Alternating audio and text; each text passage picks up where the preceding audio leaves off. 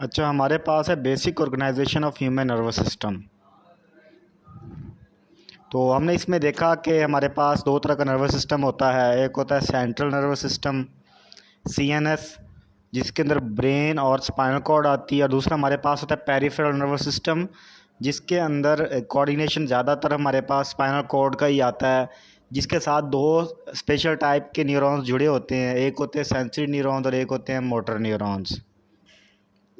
Motor neurons मज़ीद दो तरह के हमारे पास सिस्टम से जुड़े होते हैं। एक होता है सोमैटिक नर्वस सिस्टम, जो हमारे ब्रेन के कंट्रोल में होता है, और जबकि ऑटोनॉमिक नर्वस सिस्टम इनवॉलंटरी होता है, हमारे ब्रेन के कंट्रोल में नहीं होता। ऑटोनॉमिक नर्वस सिस्टम की आगे दो टाइप्स हैं मज़ीद, सिम्पैथेटिक और पैरासिम्पैथेटिक। सिम्पैथेटिक होता है फ़ाइट और फ्लाइट के हिसाब से, मतलब कि कहीं पे अगर आपको भागने की सूरत हाल है या जंग करनी है, लड़ना है, उसके साथ सिम्पैथेटिक डिवीज़न एसोसिएटेड होता है। जबकि रेस्ट और डाइजेस्ट, खाने पीने और सुकून करने के लिए जो पैरासिम्पैथेटिक डिवीज़न जो है ये रिस्पॉन्सिबल होता है। अच्छा, हम डिटेल में देखते हैं आर्किटेक्चर, ये साख्त क्या है ब्रेन की और स्पाइनल कॉर्ड की, और उसके साथ हम देखेंगे कि इनके इम्पोर्टेंट फंक्शंस क्या हैं। CNS या सेंट्रल नर्वस सिस्टम के अंदर ब्रेन और स्पाइनल कॉर्ड आते हैं, और दोनों हॉलो होते हैं, मतलब बिल्कुल खोखले से होते हैं, इतना वेट नहीं होता है इनका। ब्रेन और स्पाइनल कॉर्ड के बाहर तीन प्रोटेक्टिव या हिफाजती गलाफ होते हैं, मेम्ब्रेन्स होती हैं, जिनको मेनिंजेस कहते हैं, सिंगुलर जिसका मैनिक्स है। ब्रेन जो है एक कवर के अंदर कंट्रोल्ड होता है, कवर्ड होता है, प्रोटेक्टेड होता है शीत के अंदर। इस शीत को कहते हैं क्रेनियम। अब जो ये तीन लेयर्स आती हैं प्रोटेक्टिव मेनिंजेस की, इसमें हमारे पास ड्यूरा मैटर आता है जो कि क्रेनियम के बाद होता है, अरेक्नाइड मैटर आता है जो कि मिडल में ब्रेन में होता है, जबकि पाया मैटर जो है ये नर्वस टिश्यू के बाद होते हैं। मतलब ये मैटर या तीन लेयर्स प्रेजेंट होती हैं जो कि सेपरेट करती हैं या प्रोटेक्ट करती हैं ब्रेन को बाकी एरियाज से। अरेक्नाइड और पाया मैटर के दरमियान में फ्लूइड होता है, मतलब स्पाइनल कॉर्ड के दरमियान में और ब्रेन के दरमियान में जो मैटर है बीच में पाया मैटर, ये इसके सेंटर में हमारे पास जो फ्लूइड होता है, क्योंकि वो स्पाइन को और सेरिब्रम को, मतलब आपके रीढ़ की हड्डी को दिमाग के साथ जोड़ रहा है, तो इसको कहते हैं सेरिब्रो स्पाइनल फ्लूइड, जो कि शॉक वगैरह से बचाता है, तकिए का काम करता है, कशन का काम करता है। जो सरफेस जो होता है ना सेरिब्रम का, उसको सेरिब्रल कॉर्टेक्स भी कहते हैं, और इसके अलावा जो इसके अंदर सेरिब्रल कॉर्टेक्स, इसके अंदर मैटर फोल्ड्स होते हैं, कन्वर्जन्स होती हैं, रिजेस होती हैं, मतलब क्या होते हैं, छोटे छोटे उभार होते हैं। ये जो उभार होते हैं इनके दरमियान में फिर गड़े होते हैं थोड़े थोड़े, ये जो शैलो ग्रूव होता है, गहरा गड़ा होता है, उसको कहते हैं सर्ड। और एक जो डीप ग्रूव गहरा गड़ा होता है उसको कहते हैं फिशर। फिशर का मतलब क्या, फट जाना, बिल्कुल गहराई में चला जाता है ये। दो हेमिस्फेयर होते हैं आपके ब्रेन के, एक होता है लेफ्ट हेमिस्फेयर और एक होता है राइट हेमिस्फेयर, इससे होते हैं ना आपके। तो एक जो लेफ्ट वाला पार्ट है ब्रेन का वो राइट साइड को कंट्रोल करता है, जो राइट साइड वाला पार्ट है वो लेफ्ट साइड को कंट्रोल करता है। इनके दरमियान में एक लॉन्गिट्यूडनल फिशर होता है, मतलब इनकी लंबाई के हिसाब से वो बिल्कुल सेपरेशन होती है दोनों के दरमियान में, लेफ़्ट और राइट। ब्रेन की बात करें तो ब्रेन के तीन बड़े पार्ट हैं, फोर ब्रेन, मिड ब्रेन और हिंड ब्रेन। फोर ब्रेन के अंदर जो है वो सेरिब्रम आती है, थैलेमस और लिम्बिक सिस्टम आता है। लिम्बिक सिस्टम मेमोरी वाला होता है सारा ये। सेरिब्रम जो है ये लार्जेस्ट पार्ट होता है ह्यूमन ब्रेन का, सबसे ज़्यादा हिस्सा जो है वो सेरिब्रम कवर करता है। सेरिब्रम को मज़ीद दो सेरिब्रल हेमिस्फेयर में डिवाइड किया जाता है, हर एक के साथ जो है वो बैंड्स जुड़े होते हैं एक्सॉन्स के, जिनको कहते हैं कॉर्पस कैलोसम। हर हेमिस्फेयर के अंदर चार सरफेस लोब्स आती हैं, एक होती है फ्रंटल आगे वाली, फिर पैरेटल, फिर टेम्पोरल, लास्ट वाली जो ऑक्सीपिटल आती है। हर लोब के अंदर डिफरेंट फंक्शनल एरियाज़ होते हैं। ज़ाहिर बात है जो डिवीज़न है मुख्तलिफ एरियाज़ को कंट्रोल करने वाली वो ब्रेन के अंदर भी होती है। ऑडिटरी विजुअल एरिया जो है वो एक साइड पे होता है, बाकी सारे एरियाज़ एक एक साइड पे अलहदा होते चले जाते हैं। हर फंक्शनल अंदर एरिया के अंदर जो हमारे पास मज़ीद सब एरियाज़ भी होते हैं, मतलब सेंस किसने करना है, जोड़ना किसने है, उसके रिस्पॉन्स के लिए किस एरिया ने गाइड करना है, ये सारे अलग अलग होते हैं। मोटर एरिया लास्ट वाला होता है ना, जो इंस्ट्रक्शन देगा कि अब इसका रिस्पॉन्स क्या देना है। सेंसरी एरिया इम्पल्स को रिसीव करेंगे डिफरेंट बॉडी पार्ट से। एसोसिएशन एरिया जो है वो क्या करेगा, इंटरप्रेट और एनालाइज, मतलब इंफॉर्मेशन को जांचेगा, जांच पड़ताल करेगा उसकी। मोटर एरिया जो है वो रिस्पॉन्स देगा बॉडी को। सेरिब्रम जो है इसका फंक्शन एनालिसिस और इंटरप्रिटेशन ऑफ मेमोरी के दरमियान में भी होता है। मिसाल के तौर पे हमने किसी शख्स को देखा, उसको हम 20-30 साल बाद दोबारा देखते तो हमारे जहन में कहीं ना कहीं पे ख्याल आता है कि इसको मैंने पहले कहीं देखा है।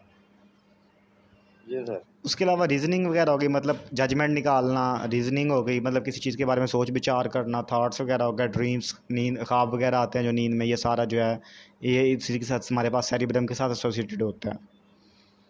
जी सर। थैलेमस जो है ये सेरिब्रम के नीचे होता है। ये सारी जो है सेंसरी इम्पल्सेस को लेता है सवाए स्मेल के। स्मेल वाली सेंसरी न्यूरॉन्स के अलावा बाकी सारी सेंसरी इम्पल्सेस की लेगा ये इन्फॉर्मेशन, और इनको लिम्बिक सिस्टम के साथ जोड़ देता है और कॉर्टेक्स के साथ इंटरप्रिटेशन करता है। सेरिब्रल कॉर्टेक्स जो होता है, लिम्बिक सिस्टम एक कम्प्लेक्स सेट है स्ट्रक्चर का जो दोनों साइड पे होता है थैलेमस के, मतलब लेफ्ट हेमिस्फेयर में भी और राइट हेमिस्फेयर में भी। इसके अंदर हाइपोथैलेमस आता है और एमिगडाला। हिप्पोकैम्पस जो है हमारे पास, और भी बहुत सारे एरियाज के साथ जुड़े होते हैं। अब इसकी वेंट्रल साइड पे, मतलब नीचे वाली साइड पे थैलेमस के हाइपोथैलेमस होता है। इसका काम क्या है, होम्योस्टैसिस मेंटेन करना, मतलब बॉडी के अंदर साल्ट, वाटर, टेम्परेचर और नाइट्रोजनस वेस्ट सब की कंसनट्रेशंस को मेंटेन करना। उसके साथ साथ हंगर, भूख वगैरह लगना, स्लीप वेक साइकिल हो गया, थीस्ट, प्यास लगना, body temperature, water balance, blood pressure, menstrual cycle जिसके माहवारी साइकिल भी कहते हैं औरतों को, और स्लीप वेक साइकिल, ये सारे कौन चलाता है, हाइपोथैलेमस। हाइपोथैलेमस को कहा जाता है कि ये हमारी बॉडी का जो है कंट्रोल सेंटर भी है। जैसे हमारे पास ये थर्मोस्टेट होता है स्त्री के अंदर जो कि टेम्परेचर को कंट्रोल करता है, इसी तरह हाइपोथैलेमस हमारी बॉडी के टेम्परेचर को भी कंट्रोल करता है, एक आयरन की तरह। हाइपोथैलेमस जो है ये इसके साथ साथ बाकी ग्लैंड्स की सिक्रीशंस को भी कंट्रोल करता है, जैसे कि पिट्यूटरी ग्लैंड और उसके दूसरे जितने भी एंडोक्राइन सिस्टम के ग्लैंड्स होते हैं। असल में एंडोक्राइन ग्लैंड्स वो होते हैं जिनके अंदर डक्ट्स नहीं होती, नालियाँ नहीं होती, उनसे सिक्रीशंस निकलती हैं, हार्मोन्स निकलते हैं। नालियाँ तो होती नहीं, वो सीधा ब्लड के साथ या आगे पीछे कहीं से फ्लो करते हुए अपने टारगेट सेल्स तक जाके पहुँचते हैं। एमिगडाला हमारे पास दो आलमंड शेप के मैसेज होते हैं,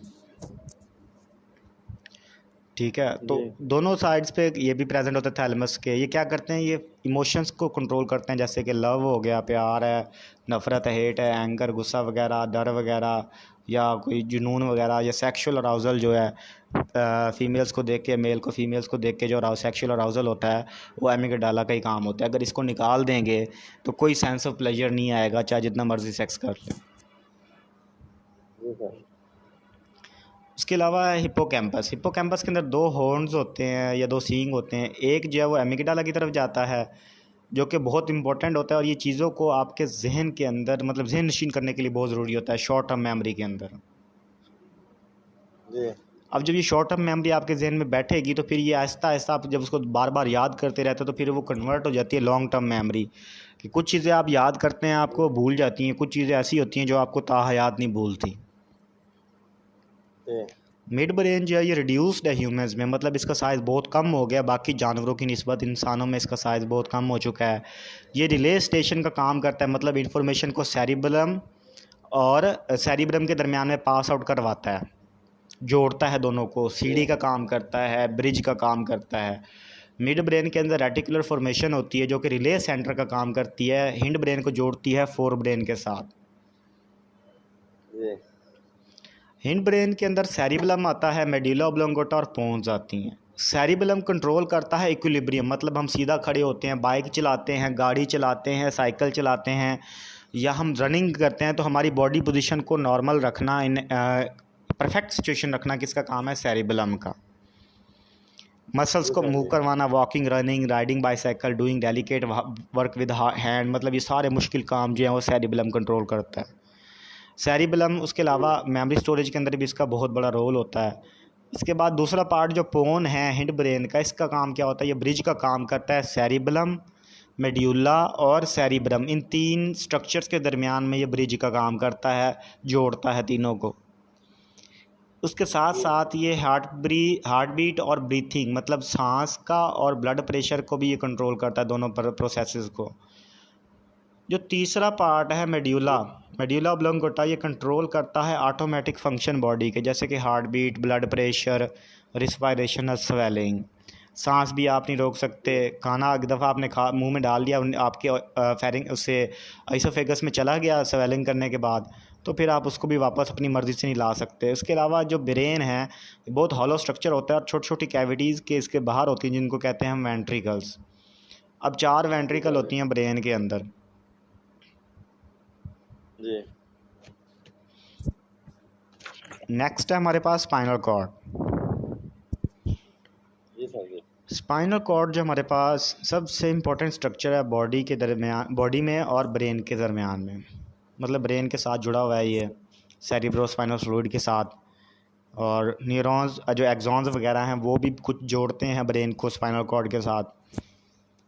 जी तो ये जो स्पाइनल कॉर्ड है ये मेड्यूला से चलती है और लंबर वर्टिब्रा जो आपके हिप जहाँ पे बनती है वहाँ पे जाके ख़त्म होती है। अब ये एक वाइटल लिंक है ब्रेन के दरमियान में और बॉडी के दरमियान में। जी मतलब अगर स्पाइनल कॉर्ड नहीं होगी तो आपका बैलेंस मेंटेन करना, आपका चलना, आपका बैठना, आपका लेटना सब जो है मुहाल हो जाएगा।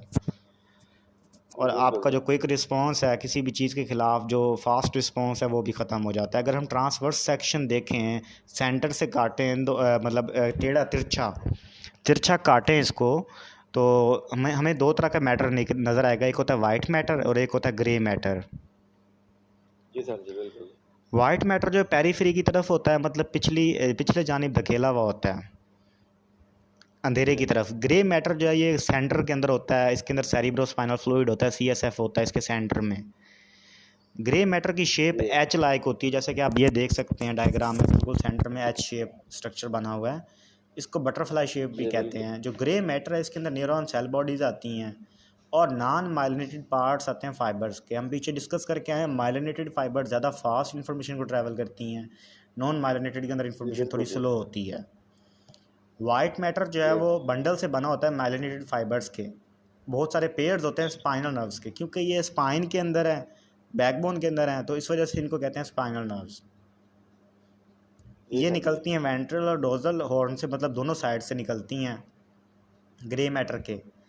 तो इनके अंदर गैंग्लियान होते हैं। असल में गैंग्लिया प्रिमिटिव एक्सॉन्स को कहा जाता है। मतलब आजकल तो हमारे जो हम हैं या दूसरे जानवर हैं जो आजकल के मौजूदा दौर के, ये बहुत कम्प्लेक्स हो चुके हैं। इनके अंदर अब पूरा नर्वस सिस्टम है। पहले वाले जानदारों के अंदर सिर्फ गैंग्लिया होता था, क्लस्टर्स होते थे नर्व फाइबर्स के। गैंग्लिया क्या होते हैं? क्लस्टर्स होते हैं, गुच्छे होते हैं नर्व फाइबर्स के, न्यूरॉन्स के।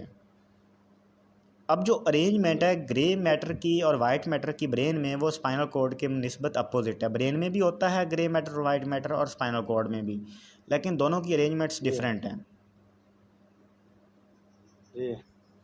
इधर सेंटर में वाइट मैटर है, उधर सेंटर में कौन सा मैटर है? ग्रे मैटर है। जी सर जी। ब्रेन में ग्रे मैटर सेंटर में होता है या स्पाइनल कॉर्ड में? स्पाइनल कॉर्ड में ग्रे मैटर सेंटर में होता है, जबकि उसमें ग्रे मैटर जो है वो पेरिफेरी में होता है ब्रेन में। तो दोनों में अपोजिशन है सही, दोनों में ग्रे मैटर और वाइट मैटर, लेकिन लोकेशन का डिफरेंस है। जी सर जी ठीक हो गया। क्रेनियल और स्पाइनल नर्व्स की अगर बात करें तो जो पेरिफेरल नर्व सिस्टम है नर्व्स का, वो सेंट्रल नर्व सिस्टम बनाता है और बॉडी पार्ट्स के साथ इसको जोड़ता है। जो पेरिफेरल नर्वस सिस्टम है इसके अंदर क्रेनियल नर्व्स आती हैं। क्रेनियल का मतलब क्रेनियम, खोपड़ी वाली जो है सारी, और स्पाइनल नर्व्स मतलब जो आपकी बैकबोन की हैं, वो कहाँ से निकलती हैं? स्पाइनल कॉर्ड से। क्रेनियल ब्रेन से निकलेंगी, स्पाइनल जो है वो स्पाइनल कॉर्ड से निकलेंगी। 12 पेयर्स होते हैं क्रेनियल नर्व्स के। इनके अंदर सेंसरी भी आती हैं, मोटर भी होती हैं, और मिक्स्ड का मतलब क्या है? इंटर। हर तरह की नर्व्स होती हैं। क्रेनियल नर्व्स साइज़ में बड़ी होती हैं, हेड से लेके नेक तक, फेशियल रीजन्स। 31 पेयर्स होते हैं स्पाइनल नर्व्स के, जो कि स्पाइनल कॉर्ड के साथ जुड़ी होती हैं। इनके अंदर मिक्स्ड नर्व्स भी आती हैं और ये 2 वे कम्युनिकेशन देती हैं between and parts of the arms, legs, neck and trunk. Trunk आपका पूरा धड़, मतलब पूरे जिस्म को जोड़ती हैं। ये उधर से इन्फॉर्मेशन लेके भी आती हैं और स्पाइनल कॉर्ड से वापस लेके भी जाती हैं। हर स्पाइनल नर्व जो है वो जुड़ती है स्पाइनल कॉर्ड के साथ 2 छोटी छोटी ब्रांचेज या रूट्स के साथ। अब ये रूट्स, या आप ऐसे समझ लो जैसे सॉकेट होता है चार्जर वाला, बिल्कुल वैसे सॉकेट में जाके फिट हो जाती हैं ये वर्टिब्रल कॉलम की। जी डोर्सल रूट्स के अंदर जो है फाइबर्स आती हैं सेंसरी न्यूरॉन की। अब ये सेंसरी न्यूरॉन इम्पल्सिस लेके जाती हैं स्पाइनल कॉर्ड की तरफ।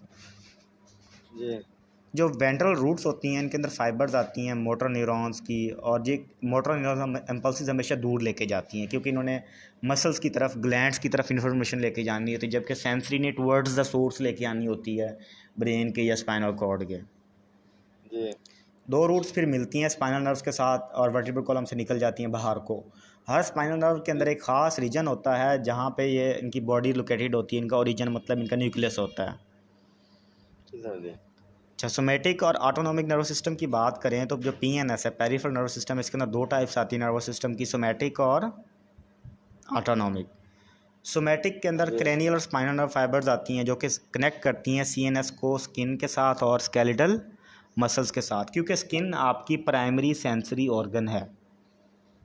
जी तो इसके अंदर सारी कॉन्शियस एक्टिविटीज़ आती हैं जो हमारे ब्रेन के कंट्रोल में होती हैं, मसल्स हमारे कंट्रोल में होते जी हैं। इसके अलावा ऑटोनॉमिक नर्वस सिस्टम के अंदर ऐसी फाइबर्स आती हैं जो कि सीएनएस को जोड़ती हैं विजरल ऑर्गन्स के साथ, जैसे कि हार्ट है, स्टमक है, इंटेस्टाइन और बाकी सारे ग्लैंड जो हार्मोन सिक्रीशन करते हैं या न्यूरोट्रांसमीटर्स, केमिकल्स वगैरह। ये सारे जो है जी हार्ट, स्टमक, इंटेस्टाइन और ग्लैंड्स, ये अनकॉन्शियस एक्टिविटीज़ आती हैं इनकी, मतलब ब्रेन के कंट्रोल में नहीं होते, इनवॉलंटरी होते हैं। ऑटोनॉमिक मजीद सिम्फैथेटिक और पैरासिम्फैथेटिक के अंदर डिवाइडेड होता है। सिम्फैथेटिक का क्या मतलब है? फाइट और फ्लाइट वाला, और पैरासिम्फैथेटिक रेस्ट वाला। जी सर जी अब सिम्फैथेटिक की एग्जांपल्स हैं यहाँ पे सारी, और पैरासिम्फैथेटिक की हैं सलेवरी ग्लैंड है, स्लो हार्ट बीट, ब्रोंका, ये सारी पैरासिम्फैथेटिक हैं। मतलब जब रेस्ट में जाते हैं तो ये कंडीशंस होती हैं, जब भागने लगते हैं, लड़ने लगते हैं तो डायलेट हो जाते हैं पीपल, सलाइवा का फ्लो कम हो जाता है, हार्ट बीट बढ़ जाती है, ब्रोंका स्वेल हो जाते हैं, ठीक है, और ग्लाइकोजन जो ग्लूकोज में जी कन्वर्ट होती है ताकि एटीपी मिले। ये सारी फाइट वाली जी सिचुएशन है। सिम्पैथेटिक, पैरासिम्पैथेटिक वाली सारी रेस्ट वाली सिचुएशन है कि कौन कौन सा ऑर्गन क्या क्या जी काम सर करेगा तब। जी